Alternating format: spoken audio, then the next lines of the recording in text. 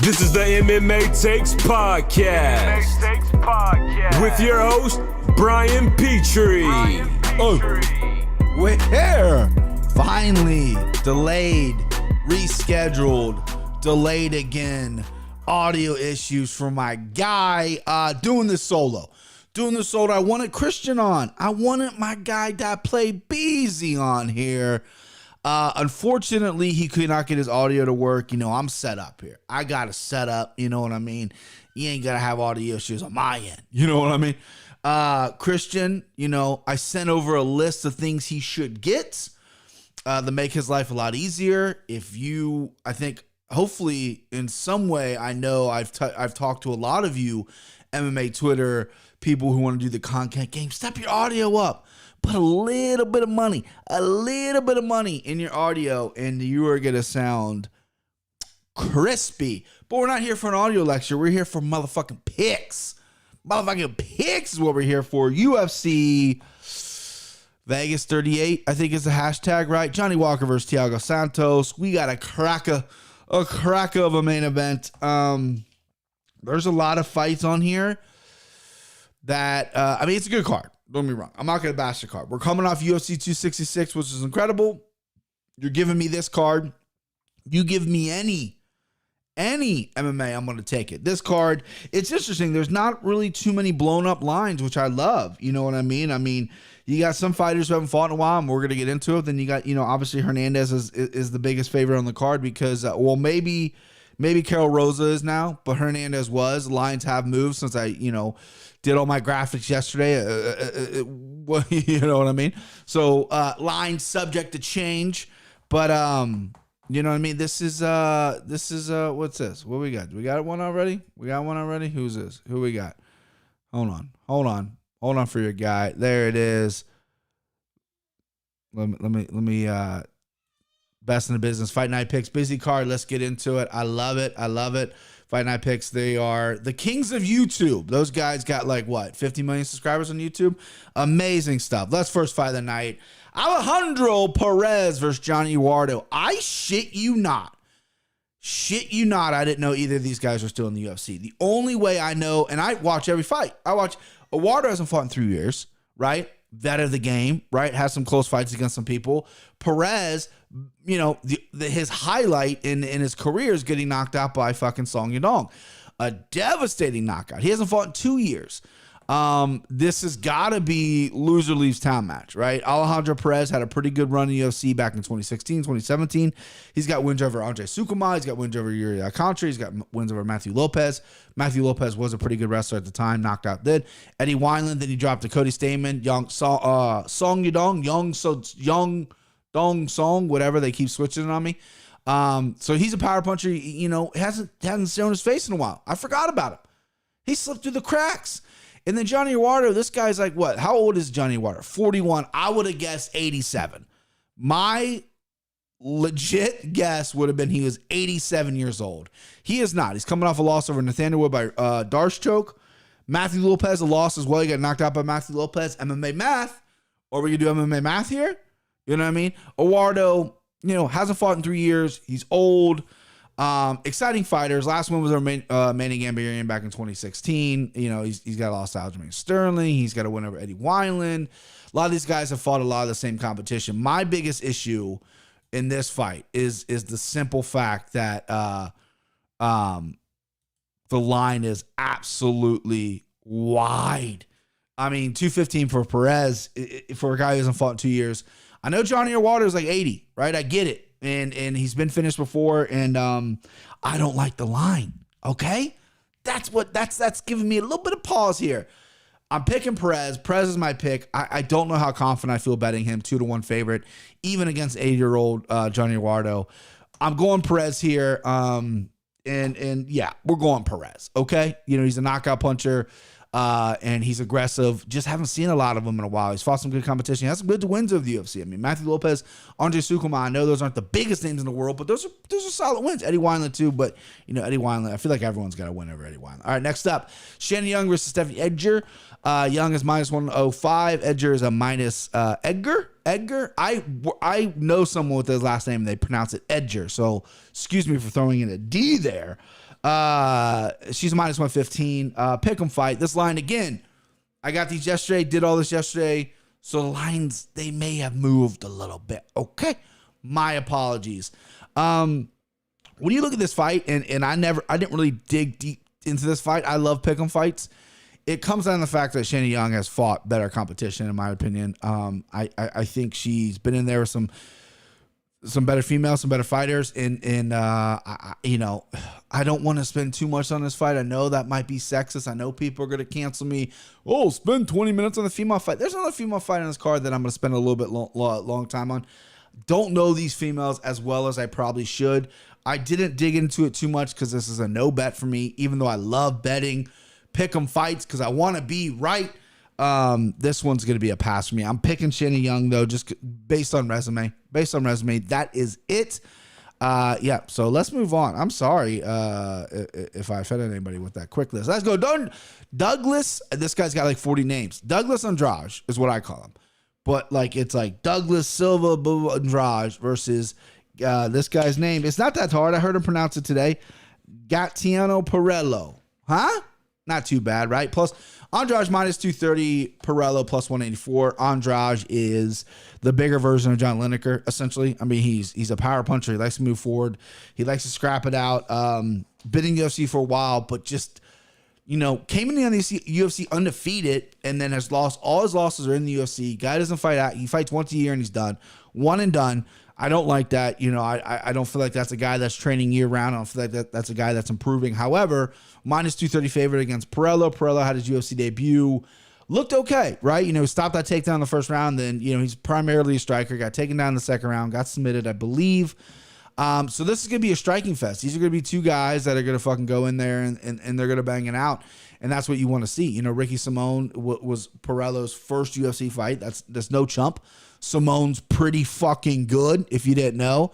And Andrade has been in there with some really good guys. Does he have a signature win? I feel like I want to say he doesn't have a signature win, but I could be okay. He's got a win over Marlon Vera. That's a signature win. Renan Barão, maybe people will consider the Renan Barão a signature win because that's a bigger name. That's a former champion. I don't. Okay, I don't because Renan Barão is a shell of himself. He's not. Yeah, he's not what he was. So a signature wins Marlon Vera, decision by unanimous decision there. This fight, I would like it a lot more on a betting aspect if Andrade was a little lower here. I understand why he is the way he is. Perello, kind of a one-dimensional guy. I think he matches up well with Andrade because I think they are going to strike. Andrade will probably mix in some takedowns, but he does like to get in there and bang. So this is going to be a banger for however long it lasts. I don't know if I see a finish, I see it on Andrade's side, but I think both guys are pretty durable. And we'll see. Andrade carries a lot of muscle. We'll see how his cardio holds up. Perello carries a lot of body hair. We'll see how his smell holds up. I'm going Andrade here. Don't love the number. Again, might not play this. This could be a parlay piece. A lot of people are probably looking at Hernandez or maybe even Carol Rosa as their anchor for a parlay. Little chalky, little rich for my blood. I mean, listen, I go chalky all the time in my parlays, but that might be just a little too much for your guy. All right, next up, Jamie Malick, old cement head, plus 128 versus Devonte Smith, minus 158. Love this fight. I think this is great matchmaking. Jamie Malick on a nice little run in the UFC. Well, hang on, not in a nice little run. So he fought Brad Riddell, got his fucking head caved in, essentially. But not really. Didn't get finished. But he got hit with everything, right?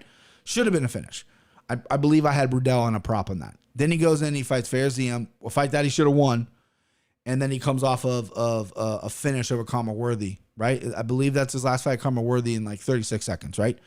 This guy got knocked out by Volkanovski in the regional scene. Now he trains with him. He made the right adjustments.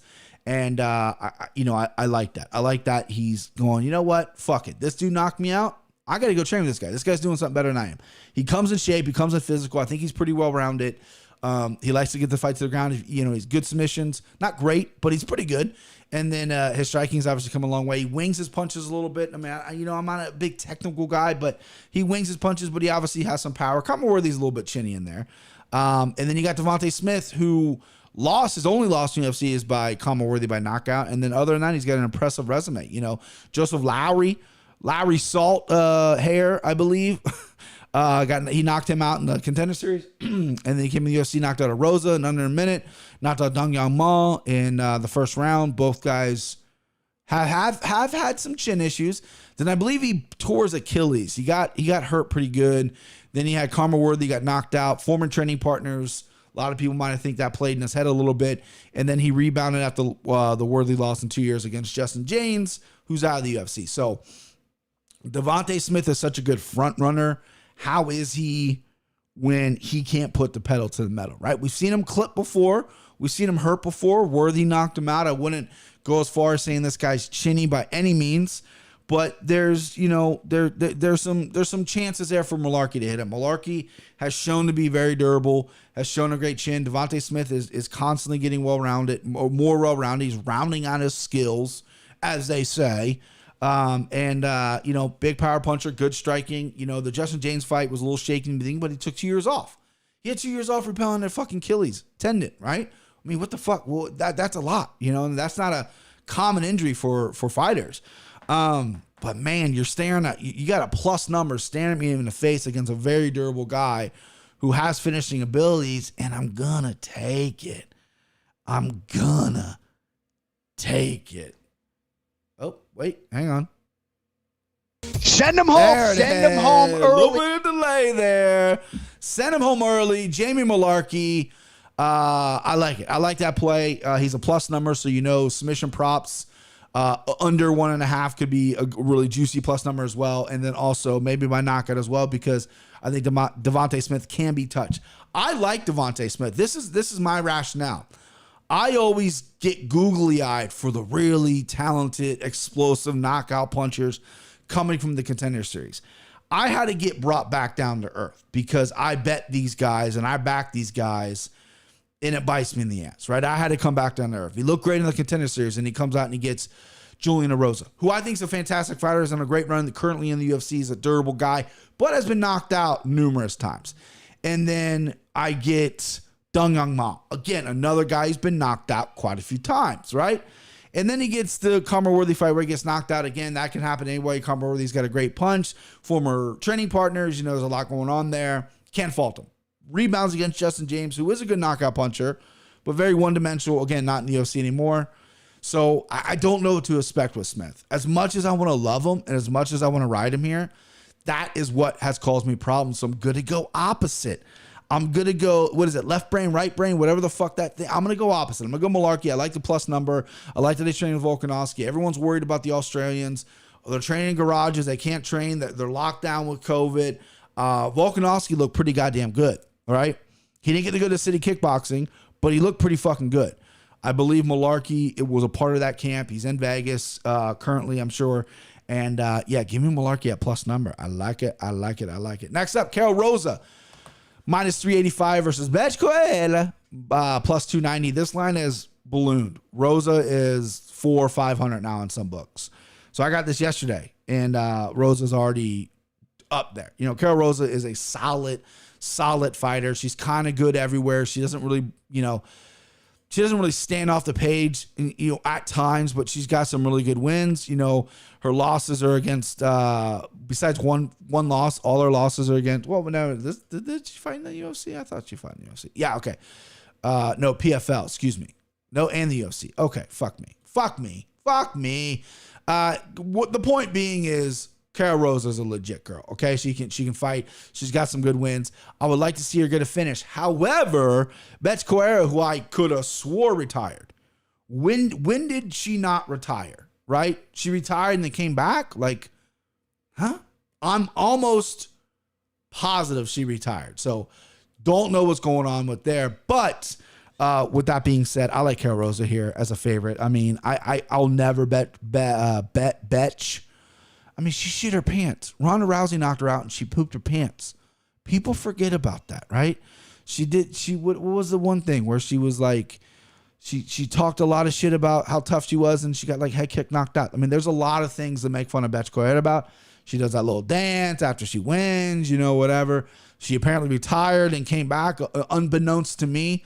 But give me Carol Rosa. She's a more active fighter. She's a better fighter. I don't see a finish happening. I would love Carol to get a finish here because she needs it in her UFC career to really establish herself at 135 here. I just don't see it happening.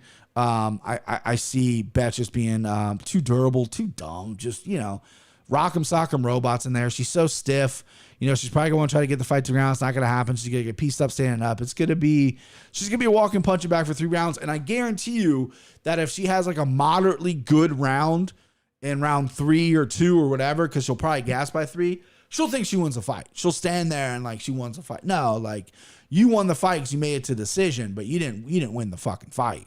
Let's just be honest here. So Carol Rosa, I hate the chalk play, but we got to do it because I ain't touching Betch, even though I like saying her name. All right, next up, Antonino Shevchenko plus 168 versus Casey ONeill. That says plus 210. That's on me. That's a minus. Shame on you, Brian, for messing up. Minus 210. Casey ONeill is minus 210. Let me tell you something, boys, okay? Let me tell you something. I am so excited for this fight because I'm a huge Casey ONeill fan, and I think this line should be wider, okay? I think Shevchenko gets a lot of respect because of the last name, right? She was in camp with her sister, right? Her sister, Valentina, just looks so fucking good. How could she not be good? Oh, what? Who is this? A lot of guys, I'm going to say the C word, okay? So plug your ears if you get offended. A lot of casual bettors, right? A lot of casual bettors will see that last name, that plus number, and be like, worth the shot. Hey, worth the shot. It's not worth a shot. I'm not a guy that's like, I'll put $10 on it. Put $5 on it. I don't like that way of gambling. I've done it before. It's never really paid off. But that's not really my style. Casey ONeill, I think, is a legit prospect. She's 23 years old. She's training full-time in Vegas and cardio for days, and her grappling is very, very good. It is, I would say, the main part of her game. Her stand-up is coming a long way, but her grappling and her cardio are a fucking weapon for sure. Antonina, Shevchenko, has a problem with cardio. She has a problem with getting put on her back and getting pounded out. I would love a finish for Casey ONeill. I don't know if I can predict that right now. I think it's probably going to be a small plus number because I think a lot of people are onto that line. What I do love is Casey ONeill. I know it's 2-1. You want to find the guys in the ones, the pluses. 210 to me is highway robbery. I know she's 23. I know I've admitted I get googly eyes for some of these young prospects. I think she's the real deal. And not only do I think she's the real deal, I'm locking her up. Let's go. Mortal lock time, baby. Casey ONeill is going to be my mortal lock. She is very, very talented. I just think Shevchenko is skating by on the fact that has the same last name as her sister, who's one of the best female, not even the best female, but one of the best fighters in the world. So I truly believe that. So nepotism is a word that I might throw around here, but I'm not going to do it. Okay, let's go next. Joe Selecki, my Wilmington guy. Love Wilmington, North Carolina. I just got back. Great place. Minus 142 versus Jared Gordon, plus 116. This is the fight that gave me a lot of pause, boys. Okay, let me take a swig of my my yugging juice. That's what we yug on the podcast when we got to stay up and watch my Cincinnati Bengals on Thursday Night Football. All right, so this fight gave me a little bit of pause, right? I like Joe Selecki, but I didn't like what he did in the Jim Miller fight. Lost the first round. He is good on the ground. His grappling is good. He is a finisher on the ground, but what else does he have? What else are you doing for me? You know what I mean? So Jared Gordon's a guy I've doubted his whole career. I remember, he ran into 3 Brazilians and got knocked out, got submitted, and whatever, and made a change, right? He's got a great story. Former addict coming back, now at Sanford MMA. He's looked better than ever. Went to Abu Dhabi with his wife or fiance with COVID. All his coaches got COVID. Paul Felder cornered him, right? had to do what he had to do to get a win. Looked really good his last time out. You know, beat me. I picked against him. I usually do. Joe Selecki's a guy who I was really high on coming off the Contender Series. I thought his grappling was really good. I thought his stand-up, he's young enough. I thought his stand-ups could come a long way. It did not, right? Jim Miller's a grizzly fucking vet. Jim Miller's going to do that to a lot of people. But Jarrett Gordon, I think, is the play here. He's plus 116. He's a plus number. I think you should get this early as well because I do see a lot of people playing Gordon. I can see this getting pushed to a pick'em. It's going to be a very competitive fight. I'm not overly confident either way, but I kind of am because I think Jarrett Gordon's the better grappler, the better in the stand-up. I think he has better cardio as well. Joe Selecki surprises out, right? When he came out of the Contender Series, I thought, okay, this guy's solid, but what is he going to do? And all he's done is win, right? All you got to do is win, baby. But I like Jarrett Gordon. I like Jarrett Gordon in this fight, and I like him so much. We got dog. We need more dogs. We need more dogs, baby. And I'm picking Jarrett Gordon as a dog here. He is my underdog play of the week. I just think he's going to get it done here. I don't think a finish is going to happen on either side. Jarrett's chin's been tested before, and it's failed some tests. But I feel like now that he's in better shape, at a great camp, he's getting more explosive, getting a little faster because he's training with younger guys now. I like his move to South Florida now in Sanford MMA, and I think that his cardio and his grappling and just overall grittiness is going to give Selecki problems. I think Selecki's going to have his moments. I think the stand-up is not going to be in his favor. I think he's going to obviously want to grapple heavy, and I think that's going to maybe backfire because I think Gordon can defensive wrestle, and I think he can really dominate certain positions as well. So give me Jarrett Gordon as that underdog money, man. Underdog money. Next up, the serial killer, Alexander Hernandez, minus 550 versus Mike Breeden, plus 390. Breeden taking this fight on short notice. Alex Hernandez, this guy gets no favors in the UFC. I heard that said on a podcast earlier this week. And it's true. This guy fights fucking savages. I mean, Donald Cerrone was kind of his layup. And he blew it, right? I mean, he debuted. Did he debut? I think he debuted and knocked out Beneil Dariush, which is a fucking feather in your cap, sir. I think he switched camps a little bit. He left Texas. Where did he end up? I think he's bouncing around. Maybe he's in Colorado. Maybe he's at James Krause's. I can't remember, but I think he left his Texas camp to explore, and I think that's gotten a lot better for him. I think his cardio still might be in question, but I think he's a powerful guy. I think he's kind of good everywhere, right? I don't think many people are going to out-grapple him. They're going to out-wrestle him. I mean, they could, but based on the cardio, but I do think he's well-rounded enough that he's going to be able to handle that. Now enter Mike Breeden. This guy fought in the Contender Series. He lost to Anthony Romero, who was a solid wrestler. Romero did not get the contract either. Fought in the LFA. He's fought some good guys in the LFA, but this is a guy that is kill or be killed, right? He takes a beating, keeps on coming. He wins fights late. His last two wins are Nick Compton, 12-8, who I do not know, and then Ken Beverly, 9-5. He knocked out Beverly. One decision on Compton. Breeden, I think this is a Krause guy, so Hernandez can't be a Krause guy, so I already just fucking solved that mystery. I believe Hernandez must be in Colorado. Then Mark Montoya, maybe, yeah. So anyway, Breeden, a Krause guy, durable dude. Durable dude, can take it, and a lot of people, a lot of sharps, a lot of, non-casuals, there's that word again, like Breeden, a little taste, a little sprinkle of him late because Hernandez is his huge favorite. Maybe he's not taking it so seriously. We know he's got an ego on him. His ego's been checked, but now he hasn't lost in a while, maybe. You know what I mean? Breeden's that kind of durable guy that can be there in the third round. So if you're going to play this fight, I'm not playing this fight at all. I'm not putting this in a parlay or anything. I do think Hernandez is going to win. Hernandez is my pick. It's the square fucking pick. I'm going to give it. But Breeden third round TKO, I mean, that's probably got a fucking gorgeous number attached to it. So I think that might be a play here. With that being said, this will not be in the slime ball. This will not be anywhere near my card unless I'm gonna go crazy and sprinkle Breeden by third round TKO. But if my MMA brain tells me anything, it's probably gonna be Hernandez. Maybe by finish. He is a powerful guy. He's got some knockout power. He needs a finish here. I think this is kind of a statement fight for him as well.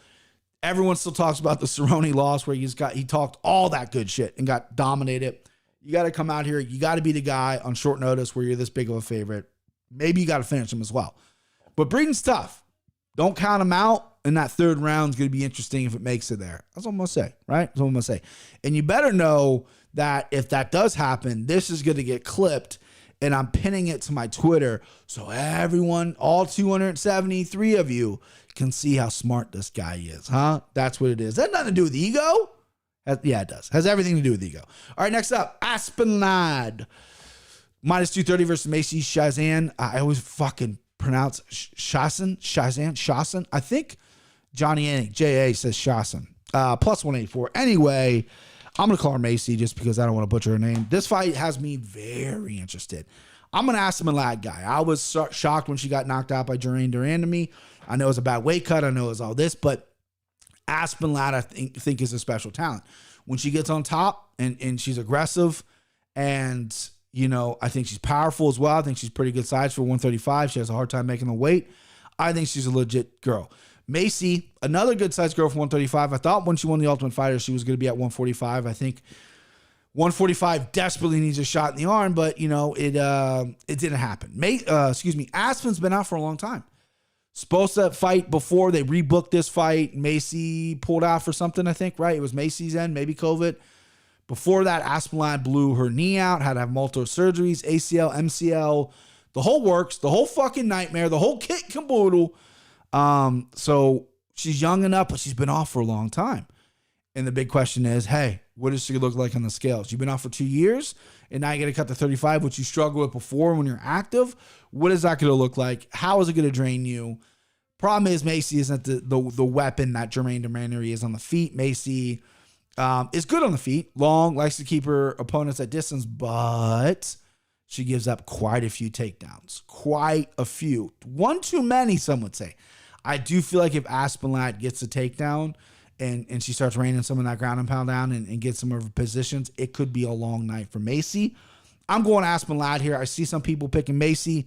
I love when people pick plus numbers. Give me the plus numbers. Quit riding chalk.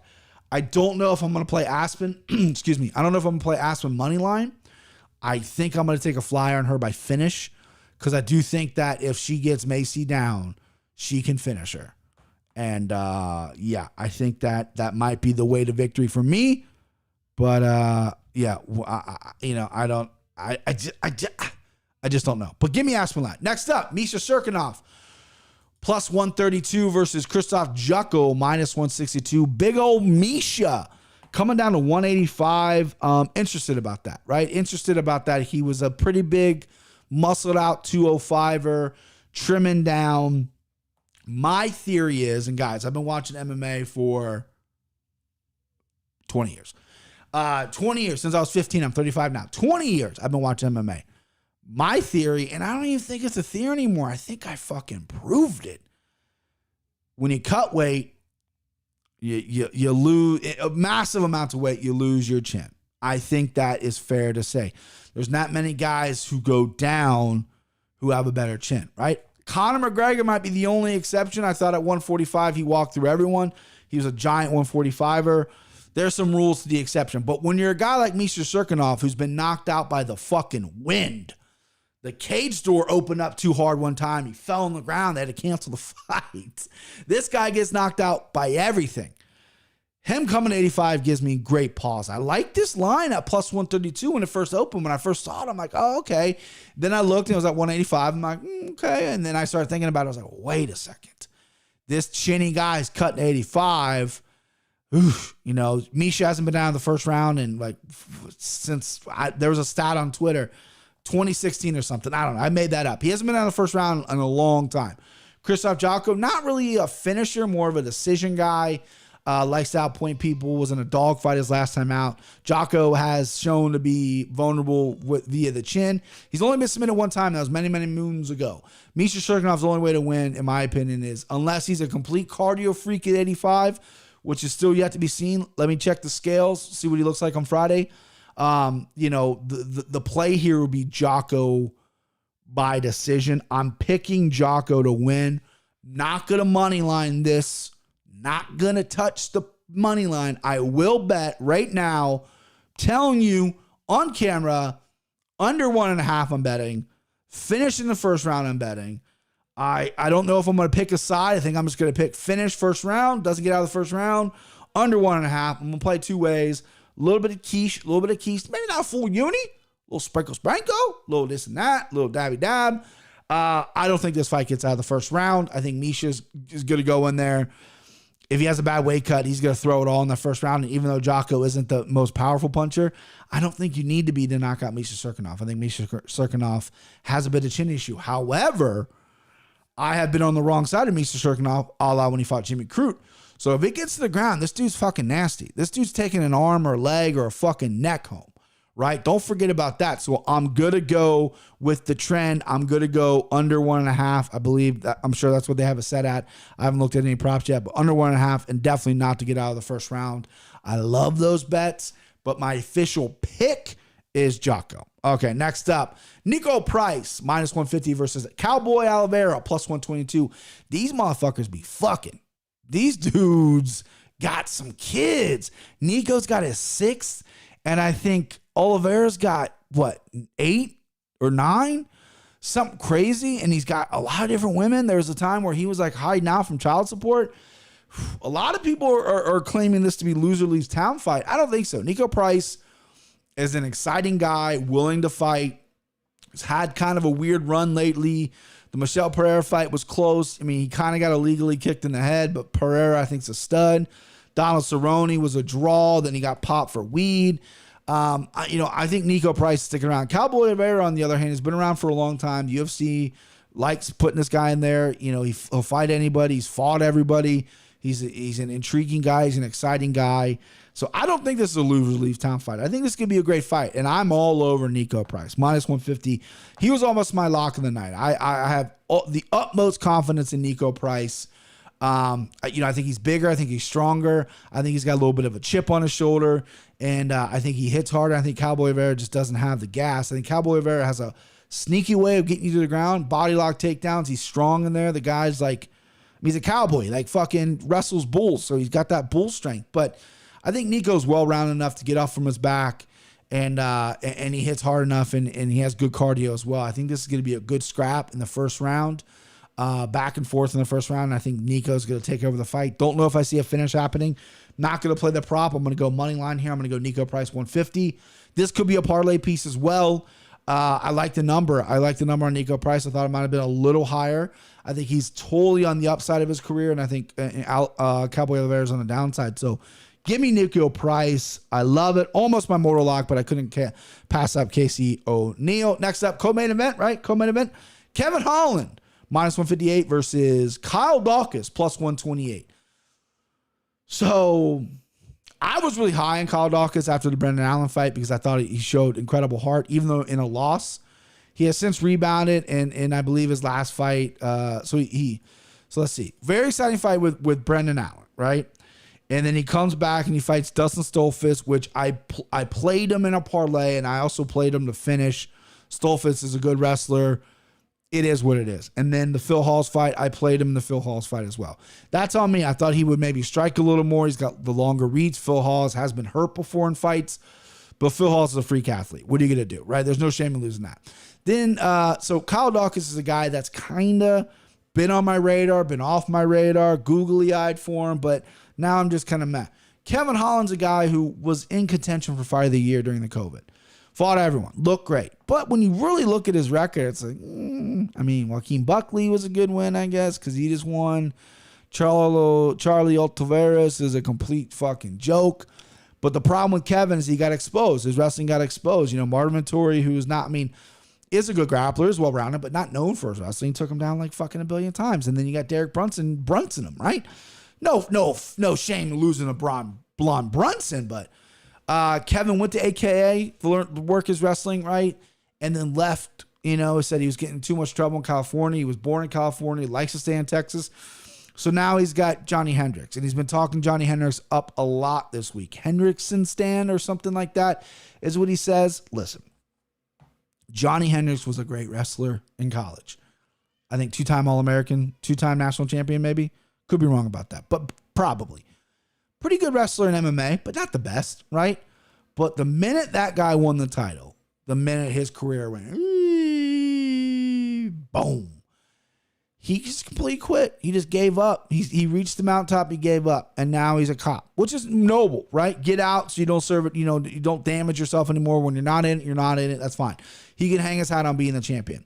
Saw some pictures of him, chubby guy, doesn't look to be in a great shape. So I just don't know if the Hendrickson Stan wrestling is going to be enough. Kyle Daukaus isn't your classically trained wrestler. I don't think he's an All-American anywhere. He's a black belt. He's good on the ground. But he's taking out some good guys, right? He's taking out some really high-level guys. I don't think he's going to have a problem taking Kevin Holland down. They're both black belts, but there's some levels to it. I mean, Travis Lutter, black belt, doesn't hold too much water in my old wheelbarrow a little bit. And I don't think Travis Lutter is all that great. Mike Goldberg, try to compare him to the Michael Jordan of MMA. Nah, not even close. Missed weight against Anderson Silva. Had my boy Rich Franklin in armbar. Rich got out. Just not a fan of him. And I would go as far as to say, oh, brother, this guy stinks. He stinks. I think he stinks. Daukaus is going to have the better time on the ground over Kevin Holland. It's all about maintaining distance. They're both kind of the same size. They're both kind of longer. I like this. I think Daukaus, maybe you'll have the size advantage. Kevin Holland isn't, he's tall and he's long, but he's not the biggest 185er. So I like Daukaus here at plus 128. I kind of like to bet it as well. It's not going to be a parlay piece. I'm not overly comfortable with it, but I do like Daukaus at the plus number here. Kevin Holland come out, show out, entertaining guy. I like to watch him fight, when he stands on the feet, but it's frustrating watching him constantly get wrestled, fucked, and, not having an answer for it. I mean, you're in the UFC. You got to come up with an answer. Maybe I'm completely wrong about Johnny Hendricks, and Johnny Hendricks is the best wrestling coach in the world. I don't know, right? But I like Daukaus at plus 128. This is going to be the last time I take Daukaus here as well, right? Kyle Daukaus. I love his brother, Chris Daukaus. Kyle, I know you're watching this. Show me something here, bud, okay? Show me something, right? Show the world, Kyle, okay? All right, next up, main event. Thiago Santos, minus 162 versus Johnny Walker, plus 132. I love this card because I love the lines. The lines are all fairly close besides one or two fights. This is surprising. I thought Santos would open up a little bit more.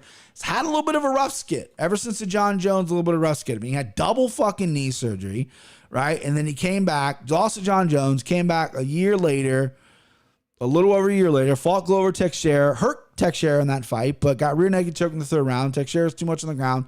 Did fought Alexander Rekic, who is no fucking chump, and just got out grappled, right? Thiago Santos is kind of a one-dimensional guy. He's a little bit older. He's got a kid on the way. Is that a distraction? Is that dad strength? There's a lot of things to be answered. Johnny Walker, when he came to the UFC, this guy was fucking hit. I mean, he was knocking out dudes left and right. I mean, shitty guys. I mean, Khalil Roundtree wasn't shitty, but he knocked out Khalil Roundtree, Justin Ledet, Misha Cirkunov. This guy was running through him. He was calling everybody. He's fake falling on stages, doing selfies with Corey Anderson, talking about John Jones, and the Corey Anderson knocked him out, right? Slapped him. And then he goes in, and then he Nikita Krylov out wrestles him. And then Ryan Spann had victory in his hands. He was flopping all over the place like a goddamn flapjack. And, and Spann's just a complete fucking idiot and decided to wrestle him instead of stay on the feet. And then, Walker got to finish. Walker's talking a lot of that good shit this week. He looks to be in phenomenal shape for sure. He's posing with his shirt off with all his fucking muscles. Muscles don't win you fights, okay? Muscles don't win you fights. And Walker, without question, is very, very chinny. The guy comes out very, very hot, but if you touch him on that chin, it's a problem for him. His legs go immediately. He's got heart. His brain, he fights it. He stays with it, but his legs just aren't there. His body's not there. He's mentally strong, but physically he can't take it. Enter Thiago Santos, who hasn't had a knockout in a while. Hurt Glover Teixeira pretty bad, I think twice in that fight. Didn't really do much of rack kicks. Hit John Jones a lot. Didn't hurt John Jones, but it was a very close fight. Has a knockout win over Jan Blachowicz, who's one of the more durable champions in the UFC. Very impressive win. I love that he went up to 85, or from 85 to 205. 85 is where his losses are happening at. That's where a lot of his knockouts. I don't think he's been knocked out at 205 yet. You know, Santos has been knocked out before, so there's a possibility that Johnny Walker could touch him because he's very explosive. I don't think either of these guys want to hit the ground. I think once one gets tagged, they'll shoot. But who gets tagged? I've actually had a really hard time picking this fight. This is the last one to pick. Usually I get the main event out of the way first. This was the last one I picked. And I'm having loads of trouble picking who I think is going to win this fight because I can see Santos, who comes out with a little more measured pace. I can see him maybe landing a big shot, and he's got fucking power. He can hurt Johnny Walker. And I can see Johnny Walker coming out with some crazy shit, flying knees, jumping elbows, whatever. He seems confident. I get kind of swept up in these confident fucking guys. I'm going to go the smart play here. I'm going to go Santos at plus 162. I don't like the actual pick. I think the best way, and I don't care what the line is. Actually, I do. I lied. But this fight's not going to the decision. I'd hammer that, and I'd hammer, if you like to hedge, I'm not a hedger, but if you like to hedge, maybe hedge both sides a little bit by knockout. I think one of these guys is getting put out of there. This isn't going 5 rounds. The under, it's 2.5, 3.5, whatever it's set at. Hammer the under. And I like fight not to go the distance as well. I like one of these guys by knockout. Pick your poison. But I'm going to pick Santos as my official pick because I think he is I don't even know if he's the better fighter. I just think he's maybe the more durable guy. I think Johnny Walker, we were talking about Misha Cirkunov going to 85. I actually think Johnny Walker would benefit going to heavyweight. He'd be faster. He'd see the punches coming more. And I think he would be a better fit at heavyweight. He's a big guy. And I think him at heavyweight, a lot of people were like, oh, well, 205ers and heavyweights, they both hit hard. Unless you're Francis Ngannou or Derek Lewis. They all hit hard. But when you're Johnny Walker, you're going to have the speed advantage. You're going to have the athleticism advantage. I think maybe thinking about heavyweight after this. I know he's flirted with 2-division champion or whatever. Fuck all that shit. You get knocked out here. No shame getting knocked out by Santos. But I would really consider going up to heavyweight, pack on some muscle, get some speed, because speed kills. Look at Frank Yeager. Frank Yeager, 155, tiny little dude. But speed fucking kills. And the heavyweights, that's why Daukaus is doing so well. A lot of reasons, but one of the reasons is he's so fast. That's why Tom Aspinall is doing so well. He's super athletic. Johnny Walker could be right there at heavyweight. That's my take. You know I got to give you a take. All right, that's it. That's the show. Thank you for listening. Sorry we couldn't do it yesterday. The plan is to just keep getting content. I'm back from vacation. I want to pump out more shows. I'm going to do a Friday, just chat them up with my boys. Everything. We got to get Christian's audio sorted out. Timbo seems to be doing okay with his audio. Got to get Christian sorted out because the guy's great. The guy's great. He's electric. Electric is what I said. But listen, follow me, MMA Takes Podcast. If you're watching us on Twitter, you already are. If you're watching on YouTube, go and hit that subscribe button. We like to have fun around here, okay? We like to have some fun and give you some winners. All right, that's it. That's the show. Thank you. And let's win some money. All right, boys? Let's win some